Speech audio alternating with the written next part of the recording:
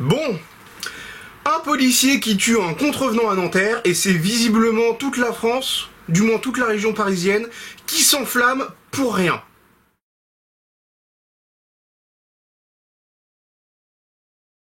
Donc ça ne vous aura probablement pas manqué dans l'actualité, il y a quelqu'un qui est un policier qui a tué un contrevenant à Nanterre, le mot contrevenant est important. On parle d'un refus d'obtempérer et potentiellement d'un délit de fuite avorté. Mais comme le mec a été tué par le policier, tout de suite le fait qu'il y ait un mort a très vite fait de faire sortir ses plus belles émotions à absolument tout le monde, et c'est comme ça qu'on se retrouve avec un beau débat public bien pourri par les émotions que les gens sont visiblement incapables de réfréner. Personne ne semble capable d'aborder cette situation sans être au moins un minimum partial, et sans être quasiment instantanément dans l'émotion. Ne serait-ce qu'un minimum, même inconsciemment. Vous allez comprendre ce que je vais dire plus tard. Face à ce déchaînement de stupidité dans les deux camps qui s'opposent, je me retrouve... disons que je me sens forcé d'ouvrir ma gueule, parce que c'est pas possible. C'est pas possible de vivre dans une société où il n'y a pas le moindre argument raisonnable qui sort. Devrait même pas y avoir de débat. Donc, ce qui s'est passé, c'est un événement banal dans l'histoire de l'humanité, un événement banal dans l'histoire de toute société humaine. Qu'est-ce qui s'est passé? Il s'est passé ce que j'aurais tendance à nommer moi-même une zone grise. C'est-à-dire que, globalement, on est dans une situation où on a des torts, des deux côtés. Certains de ces torts sont répréhensibles, d'autres ne le sont pas. Alors pour rassurer tous ceux qui sont pro-flics à outrance et incapables de réfléchir 2 secondes, je vais vous rassurer, les torts répréhensibles ne sont pas du côté du policier. Ça ne veut pas dire qu'il n'a pas de tort. Parce qu'il a tué quelqu'un. Alors, on va se mettre au point. J'avais parlé de la légitime défense dans ma dernière vidéo, qui justement parlait de fracture policière, ça tombe bien. On est en plein dans une autre fracture policière, vous allez comprendre ce que je veux dire plus tard. Donc, comme je l'ai dit, la légitime défense, premièrement, il n'y a pas besoin que la menace soit exécutée réellement, il y a juste besoin qu'elle soit avérée, et je vais même étendre le concept, il y a besoin qu'elle soit avérée du point de vue de celui qui est en légitime défense. Vous ne pouvez pas accuser quelqu'un d'avoir tué quelqu'un, enfin d'avoir tué une autre personne, si le meurtrier était lui-même persuadé que s'il ne commettait pas ce meurtre, faut appeler les choses comme les choses par leur nom, vous ne pouvez pas punir quelqu'un qui s'est rendu coupable d'un meurtre s'il était persuadé que sans commettre ce meurtre, ce serait lui la victime de meurtre. Vous voyez? Même s'il n'y avait pas de réelle menace. Par exemple, on peut accorder la légitime défense à quelqu'un qui a tué un mec qui l'agressait avec une réplique d'arme à feu. Si le meurtrier n'était pas au courant que la personne qui l'agressait était en possession d'une réplique et non d'une vraie arme. Là, c'est un peu la même chose. Donc, prenons les images. Le mec est coincé entre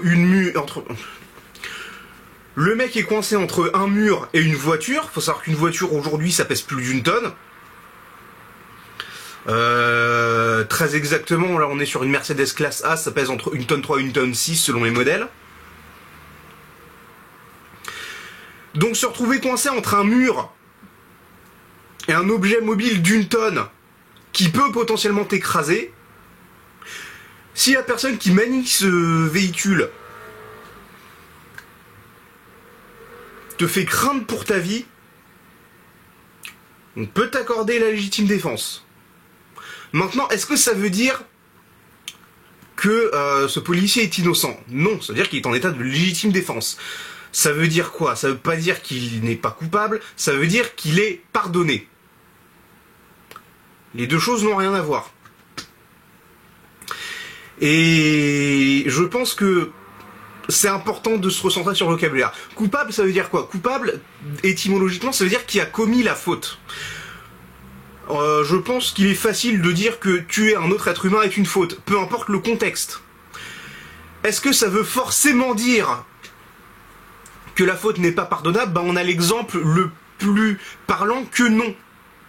Toute faute peut être pardonnée selon le contexte. Certaines sont plus difficilement pardonnables, mais là on a typiquement le contexte dans lequel la faute de mettre fin à la vie de quelqu'un est tout à fait pardonnable.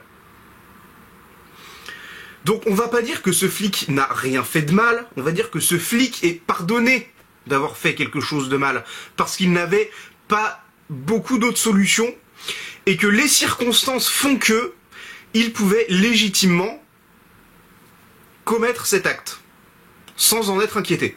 De son côté, le contrevenant a commis un refus d'obtempérer, il n'avait, à ma connaissance, mais il faudrait en savoir plus, mais il n'avait, à ma connaissance, aucune raison d'agir comme ça, contrairement à son meurtrier, comme on vient de le prouver. C'est une autre circonstance atténuante. Après, moi j'aurais tendance à dire que ça ne devrait pas rentrer en ligne de compte, mais ça peut rentrer comme circonstance atténuante.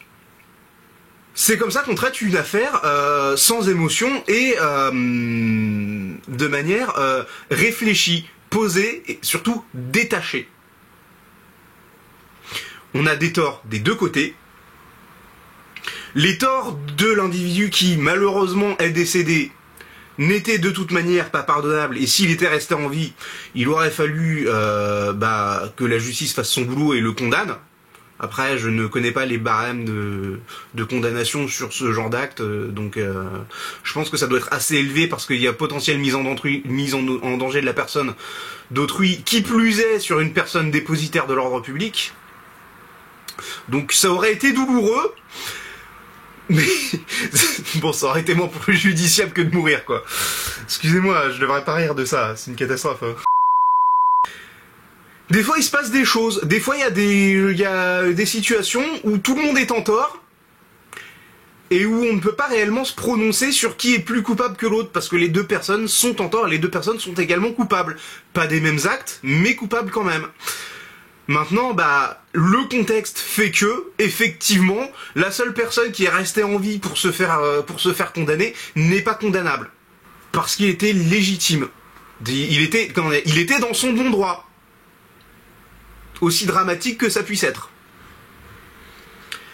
Et je suis tout aussi navré pour la victime de cet accident que pour le policier qui pourrait presque être considéré comme une victime déjà qui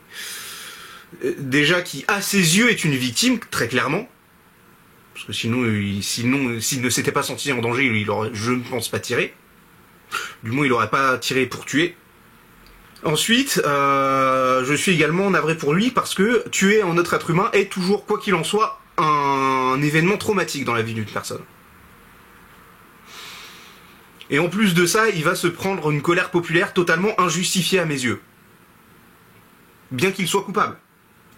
Mais ça reste injustifié. Parce que son acte était légitime. Bien que dramatique, et bien que ça fasse de lui une personne coupable de meurtre. Mais, comment dire, légitime ne veut pas dire innocent. Ça, c'est un autre problème qu'on a, vous voyez, il y a un côté trop péjoratif au mot coupable aujourd'hui. Et je vous conseille de revenir sur ma vidéo sur la morale et le manichéisme.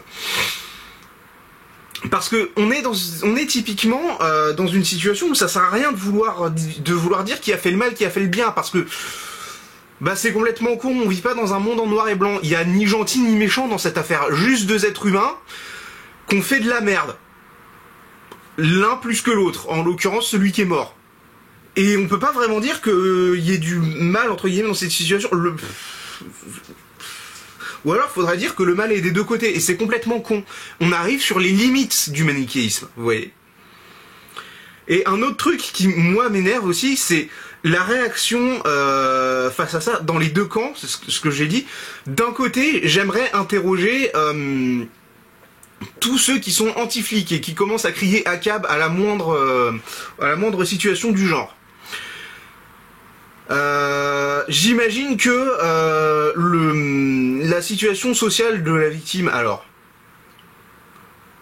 j'ai aucune idée d'où il venait, mais de ce que j'ai compris, c'était plus ou moins quelqu'un issu d'un milieu défavorisé. En tout cas, il se fait traiter de racaille par tous les pro-flics, et on va y revenir juste après. Pour le camp anti-flic, si ça avait été, tiens, prenons une personnalité connue qu'on peut détester à merci, si ça avait été Xavier Niel ou Bernard Arnault qui avaient été victimes de ça, est-ce que vous auriez réagi pareil? Parce que moi, oui, de la même manière que je le fais maintenant. Vous, je sais déjà que non. Même ça aurait été n'importe quel bourgeois parisien, parce que je vous prie de croire que dans les milieux soi-disant d'élite de la nation, je pense qu'il y a un bon mépris envers la police aussi. Donc je ne serais pas surpris que cet acte arrive. D'ailleurs, on l'a vu avec l'affaire de Cannes. Vous voyez, comme quoi j'ai des arguments. Je l'aurais même pas cru. Si ça avait été la même situation, très honnêtement, je pense que vous en seriez battu les couilles. Maintenant, du côté pro-flic, déjà j'ai une vraie question. Est-ce que dans la situation de ce policier, face à quelqu'un on va dire, de ce que j'ai décrit, bourgeoisie parisienne, ou même tête d'affiche connue, hein, Xavier Niel, Bernard Arnault, tout ça. Premièrement, est-ce que n'importe quel flic aurait réagi de la même manière en tirant? C'est une vraie question que je pose. Là, j'ai pas de réponse toute préconçue pour ça. C'est une vraie question que je pose. Et j'espère très honnêtement que la réponse est oui. Parce que sinon il y a un problème, vraiment. Et deuxième question, si à la place de ce policier, ça avait été un mec normal, mais armé. Alors pourquoi il aurait été armé? Parce qu'il n'y a pas de port d'armes en France, mais bon, on sait jamais, ça peut arriver quand même. Malheureusement, la loi n'est pas un absolu qui t'empêche de faire... La loi n'est pas un code informatique dans un jeu vidéo, vous voyez, c'est pas genre, il y a écrit dans le code que tu peux pas porter d'armes, donc t'es physiquement incapable d'avoir une arme sur toi. Dans la situation peu probable où ça aurait été un civil armé dans cette situation, et qu'il avait eu exactement la même réaction, à savoir tirer pour tuer, et tuer du coup, est-ce que vous auriez été aussi prompt à le défendre que vous l'avez été avec votre collègue? Encore une fois, c'est une vraie question, et là pour le coup je n'ai pas non plus de réponse, je n'ai aucune idée de quelle pourrait être la réponse. Voilà, j'en ai fini. Merci d'avoir regardé cette vidéo. Je vous enjoins, je le fais pas souvent mais je devrais le faire plus souvent, je vous enjoins à toujours rester l'esprit ouvert et à toujours vous détacher un maximum de toute charge émotionnelle quand vous réfléchissez à ce genre d'affaires. Parce que l'émotion est juste la pire réaction qu'on puisse avoir face à ce genre de zone grise, on va dire. Il faut toujours garder son sang-froid et même si ça vous paraît inhumain, évaluer et réfléchir à la situation de manière froide et réfléchie, uniquement intellectuelle, jamais émotionnelle. C'était Doudou, je vous laisse ici, au revoir.